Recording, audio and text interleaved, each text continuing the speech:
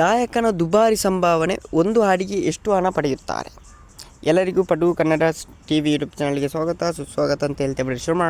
ಶುರು ಮಾಡೋಕ್ಕಿಂತ ಮೊದಲು ಯಾರೆಲ್ಲ ನಮ್ಮ ಯೂಟ್ಯೂಬ್ ಚಾನಲ್ ಮೊದಲು ನೋಡ್ತಿದ್ರಿ ಅವರೆಲ್ಲ ಸಬ್ಸ್ಕ್ರೈಬ್ ಮಾಡ್ಕೊಳ್ಳಿ, ಮತ್ತಲ್ಲೇ ಪಕ್ಕದಲ್ಲಿರೋ ಬೆಲ್ಲೈಕನನ್ನು ಪ್ರೆಸ್ ಮಾಡಿ. ಸಿದ್ದಿ ಶ್ರೀರಾಮ್ ಅಪರೂಪದ ಕಂಠ ಸಿರಿ ಮತ್ತು ಸ್ವರಗಳ ಮೇಲೆ ಅದ್ಭುತವಾದ ಹಿಡಿತವುಳ್ಳ ಗಾಯಕ. ತಮಿಳು ಮೂಲದವರಾದರೂ ವಾಸವಿದ್ದು ಸಿದ್ದಿ ಶ್ರೀರಾಮ್ ಅಲ್ಲಿಯೇ ತಾಯಿ ಅವರಿಂದ ಕರ್ನಾಟಕದ ಸಂಗೀತ ಕಲಿತರು. ಅದರಲ್ಲಿಯೇ ಪಾರಂಗತರಾದರು. ಬಳಿಕ AR ರೆಹಮಾನ್ ಸಿದ್ ಶ್ರೀರಾಮ್ ಪ್ರತಿಭೆಯನ್ನು ಗುರುತಿಸಿ ಅವರಿಂದ ಹಾಡುಗಳನ್ನು ಹಾಡಿಸಿದ್ದರು. ಈಗ ಸಿದ್ ಶ್ರೀರಾಮ್ ಭಾರತದ ಬಲು ಬೇಡಿಕೆಯ ಹಾಡುಗಾರ ಒಬ್ಬರು.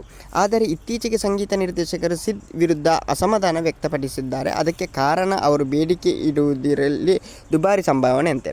ಶ್ರೀವಲ್ಲಿ ನೀ ಮುಂತಾದ ಹಾಡುಗಳನ್ನು ಹಾಡಿದ್ದಾರೆ.